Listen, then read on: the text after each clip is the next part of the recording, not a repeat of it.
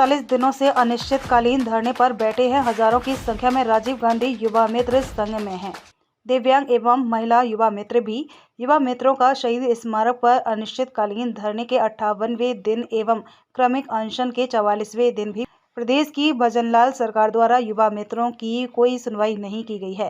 प्रदेश के हजारों युवा मित्र निरंतर सरकार से गुजारिश कर रहे हैं कि उनकी मांग पूरी की जाए, परंतु सरकार इनकी ओर ध्यान नहीं दे रही है।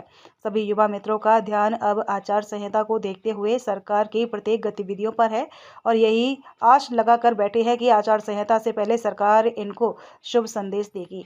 युवा मित्र संघर्ष समिति के प्रदेश अध्यक्ष ने बताया कि हम सभी की पूर्ण पारदर्शिता के साथ नियुक्ति हुई थी। नियुक्ति पश्चात हम सभी को अपने अपने क्षेत्रों में वार्ड एवं पंचायतें मिली थीं, जिसमें जाकर हम सभी को केंद्र एवं राज्य सरकार की जन कल्याणकारी योजनाओं को अंतिम छोर पर बैठे पात्र व्यक्ति तक पहुंचना होता था।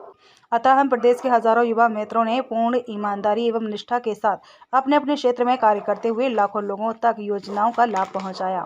इसके साथ साथ हमने जिम्मेदारी के साथ महंगाई राहत कैंप, स्मार्टफोन योजना, विकसित भारत संकल्प यात्रा में भी ड्यूटी दी थी।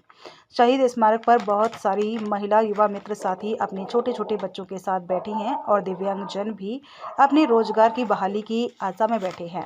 हमारे बहुत सारे साथी बीमार होते रहते हैं। एम्बुलेंस से तुरंत प्रभाव से उन्हें अस्पताल पहुंचाना पड़ता है। इस दौरान हमारे एक साथी स्वर्गीय राजकुमार गुप्ता जी की रोजगार छिन जाने से सदमे से देहांत भी हो गया है। अतः हमें पूर्ण विश्वास है कि माननीय राजस्थान सरकार हमें सेवा का एक मौका अवश्य देगी। हम और हमारा परिवार माननीय राजस्थान सरकार के सदा आभारी रहेंगे। क्यों कर रहे हैं आंदोलन? देखिए, पिछली राजस्थान सरकार ने 5000 राजीव गांधी युवा मित्रों की भर्ती की थी आर्थिक एवं सांख्यिकी विभाग के तहत। इनका कार्य था राजस्थान सरकार और केंद्र सरकार की योजनाओं का प्रचार प्रसार करना व पात्र व्यक्ति को योजनाओं का लाभ दिलाना। उसके तहत किसी के अंडर में 5 ग्राम पंचायत थी और नगर निकायों में इनके अंडर में लगभग किसी के अंदर 10 वार्ड थे। उस तरीके से हम निरंतर कार्य कर रहे थे। राजस्थान सरकार के आंकड़े उठा के देखोगे तो लाखों लोगों को हमने योजनाओं का लाभ दिलाने का कार्य किया था। निरंतर ये चल रहा था, लेकिन नई सरकार ने आते ही एक राजीव गांधी नाम जुड़े होने के चलते इनकी सेवाओं को समाप्त कर दिया है।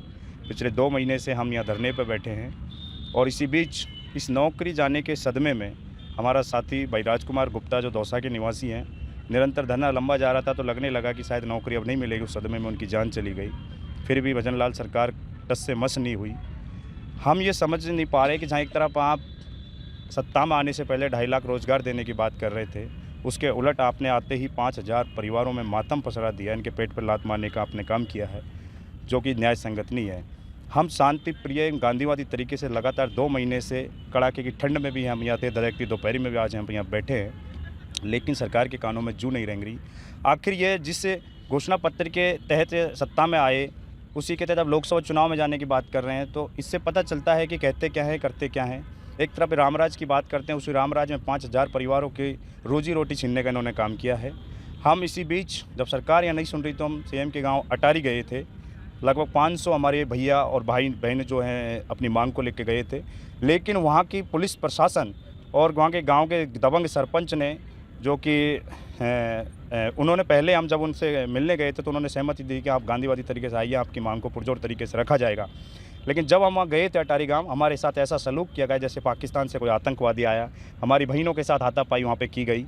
तो ये इस तरीके का कुठाराघात सरकार क्या एक लाठी के बल के दम पे हमको दबाना चाहती है। लेकिन हम कहना चाहते हैं कि किसान मजदूर के गरीब बेटे हैं, सिर्फ अपने रोजी रोटी के लिए यहाँ पे बैठे हैं और इस लड़ाई को हम अंतिम दम तक लड़ेंगे। सरकार जल्द हमारी बहाली का आदेश निकाले, वरना हम आने वाले दिनों में हमारी संघर्ष समिति उग्र आंदोलन की ओर आगे बढ़ने की और अग्रसर है। आप कह रहे हैं आप आंदोलन को लेकर अटारी गए। आप जयपुर में, राजस्थान में जो है ना, जयपुर के अंदर किस सरकारी प्रतिनिधि से आपकी बात हुई? भारतीय जनता पार्टी के तमाम संगठन के नेता हो, चाहे सरकार के नुमाइंदे हो, सभी से हम मिले हैं बारी बारी से, लेकिन कोरा आश्वासन के अलावा कुछ नहीं मिला। सम्मानीय डॉक्टर किरोड़ी लाल जी जो पिछले 5 साल में विपक्ष की भूमिका उन्होंने पुरजोर तरीके से उठाई, युवाओं के तौर पे विशेष तौर पर उनका आशीर्वाद बना रहता था।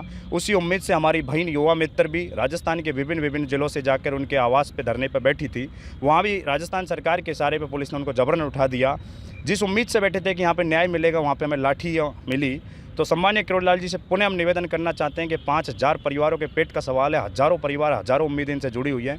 आप किरोड़ीलाल जी, आपसे निवेदन है कि आप ये किसान मजदूर के बेटों की आवाज़ बने और सरकार और हमारे बीच एक सूतक का काम करे और इनको रोज़गार दिलाने का काम करे। आज भी हमें उम्मीद है कि सम्मानीय किरोड़ीलाल जी जैसे हमको आश्वस्त करे हुए हैं कि 2 बार वो सीएम के समक्ष हमारी बात को रख चुके हैं, लेकिन आखिर ये आश्वासनों का जो है खात्मा कब होगा, और जब तक हम बहाली नहीं हो जाती तो हम आश्वासनों के दम पर कैसे बैठे रहें, कैसे यकीन करें। मुख्यमंत्री जी से मिले आप, समय मांगा या मिले? हमने कई बार प्रयास किए हैं, प्रशासन ने भी हमसे कहा कि आखिर तुम चाहते क्या हो, तो हम यही चाहते हैं कि नहीं, मुख्यमंत्री से डायरेक्ट मुलाकात अभी के लिए तक समय मांगा आपने? समय मांगा आपने? हमने बिल्कुल समय मांगा है, लेकिन कोई तरीके का समय हमें उपलब्ध नहीं करवाया है। हम चाहते हैं कि सीएम साहब हमारी इस व्यथा को सुने, समझें, और जो उनके गलतफहमी आई हुई है कि एक राजनीतिक विशेष के लोग हैं दल के, तो ऐसा कुछ नहीं है। जिस शासन में भर्ती होते हैं क्या वो एक पार्टी विशेष के थोड़ी होते हैं? जैसे आपके शासन में भर्ती होंगे तो हम कह देंगे उनको बीजेपी के, ऐसा नहीं है। ये तो बेरोजगार युवा हैं, कंपटीशन की तैयारी कर रहे थे, अखबार में नोटिफिकेशन आया तो भर्ती निकली तो फॉर्म भर दिया। तो ऐसा नहीं है, इनको राजीव गांधी नाम जोड़े होने से आप कांग्रेस का नहीं कह सकते। हमारे साथ इस आंदोलन में हनुमान बेनीवाल, आम आदमी पार्टी हो, चाहे भारत आदिवासी पार्टी हो, तमाम राजनीतिक दल और सामाजिक संगठन जितने हैं सभी इसको सपोर्ट कर रहे हैं कि 5000 के परिवारों के पेट का सवाल है। इसलिए ये न्याय संगत लड़ाई है, इसको कोई राजनीति के नज़रिए से नहीं देखें। आगे क्या भूमिका रहने वाली, इस आंदोलन को कहाँ लेके जाने का विचार है और कोई क्या रणनीति आगे की? आगे की रणनीति पर हम विचार कर रहे हैं। आज हमारे साथी लगभग 400 से 500 लोग बीकानेर अर्जुन राम मेघवाल जी केंद्रीय मंत्री उनके आवास के बाहर बैठ गए हैं। घेराव उनका जारी है और इसी तरीके के घेराव भारतीय जनता पार्टी के तमाम नेताओं का करेंगे अगर हमको ये बहाल नहीं करते हैं तो। और हमारी संघर्ष समिति नया विचार कर रही है, जल्दी बहुत बड़े स्तर पर राजस्थान के किसी भी कोने से युवा मित्रों का आंदोलन चालू होने वाले हैं। देखिए अभी जी देखिए, भर्ती प्रक्रिया बिल्कुल पूर्ण पारदर्शिता के साथ की गई थी। राजस्थान सरकार ने जो आर्थिक एवं सांख्यिकी विभाग के तहत नोटिफिकेशन निकाला था, बजट घोषणा 2022 और 2023 के तहत पहले 2500 युवा मित्रों की भर्ती की गई थी, जिसके तहत पहले ऑफलाइन फॉर्म इसमें भरे गए थे। ऑफलाइन फॉर्म बनने के बाद फॉर्म वेरीफाई हुआ, वेरीफाई होने के बाद में इंटरव्यू के लिए कॉल आया। अखबारों में जो है मेन राजस्थान पत्रिका, दैनिक भास्कर अखबारों में भी इंटरव्यू के बारे में डिटेल दी गई थी।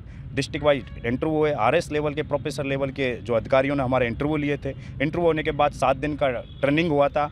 नवीन जैसे आईएएस अधिकारी लोग हैं जो अलग अलग डिपार्टमेंट को, उन्होंने हमारी ट्रेनिंग करवाई थी। ट्रेनिंग करवाने के बाद एक ऑब्जेक्टिव 50 नंबर का क्वेश्चनों का जो है पेपर हुआ था। पेपर पास करने के बाद मेरिट लिस्ट बनी थी, उसके अकॉर्डिंग इनको ज्वाइनिंग मिली थी। उसके बाद आर्थिक सांख्यिकी विभाग एडी ऑफिस में हमारा ज्वाइनिंग हुआ, उसमें पुलिस वेरिफिकेशन और डॉक्यूमेंट वेरिफिकेशन हुआ। पूरी तरीके से पूर्ण पारदर्शिता के साथ राजस्थान सरकार की भर्तियों को पूर्ण किया जाता है, उसी के तहत हमारी भर्ती को पूर्ण किया गया है। अभी आप जब बात कर रहे हैं कि जब प्रधानमंत्री जी कह रहे हैं कि भाई युवाओं की बात करते हैं, ठीक है ना, और लोकसभा चुनाव निकट हैं और सरकार, आप कह रहे हैं कि सरकार ने आने के तुरंत बाद जो है ना कहीं 5-4 लोगों को बेरोजगार कर दिया, तो कोई संदेश सरकार के लिए युवा कुछ सोच के बैठा हो? देखिए, बिल्कुल हम भी देखते हैं सरकारें हज़ारों करोड़ों रुपए जो विज्ञापनों पे खर्च कर रही है कि युवाओं के लिए हमने ये किया वो किया, लेकिन कहीं ना कहीं सरकार की कथनी और करनी में अंतर साफ नज़र आ रहा है कि उसी सरकार जब विज्ञापनों में युवाओं को तरक्की की बात कर रही है और उसी तरीके से 5000 युवाओं के पेट पर लात मारने का काम किया, 5000 को इन्होंने बेरोजगार करने का काम किया है, तो इस तरीके की ये उपलब्धियों में नहीं गिना जा सकता इस चीज़ को। तो सम्मानीय नरेंद्र मोदी जी, शायद आपके ध्यान में इस चीज़ नहीं होगी, लेकिन आप ही के नुमाइंदे भजन लाल जी ने राजस्थान सरकार में आते ही मंत्रिमंडल का विस्तार नहीं हो, उससे पहले 5000 परिवारों को जो है रोड पे भटकने के लिए मजबूर कर दिया है। तो आप प्लीज़ इस न्याय संगत मांग, इस लड़ाई में हमारा जो है जायज़ मांग है उस पर विचार कीजिए और इन 5000 परिवारों को होली से पहले एक ऐसी खुशियाँ दें कि ये होली के इससे उत्सव को में भी शरीक हों, खुशियों की बातें, वरना हमारे सारे त्यौहार यहाँ पे हैं एक मातम की तरह यहाँ हमने मनाए हैं। ये मैं कोटा जिला से। कोटा से आपकी भी जॉब लगी थी यहाँ पर, नौकरी लगी थी? हाँ, आपके परिवार में और कौन कौन है? मैं हूँ, 2 भाई हैं, मम्मी पापा हैं। अब आपकी जॉब छिन गई, हाँ, तो अब क्या यहाँ पे रह रहे हैं? तो कितने दिन हो गए आपको इस आंदोलन में? अभी मुझे यहाँ पे 60 दिन हो गए। 60 दिन हो गए जी। तो क्या मतलब कहीं ना कहीं आपकी तनख्वाह से या परिवार का पालन पोषण होता होगा, परिवार में पैसा आता है, ये परिवार पूरा पलता ही व्यक्ति जब नौकरी पे लगता है, तो अभी तो परिवार में काफ़ी कठिनाइयों का सामना करना पड़ रहा होगा।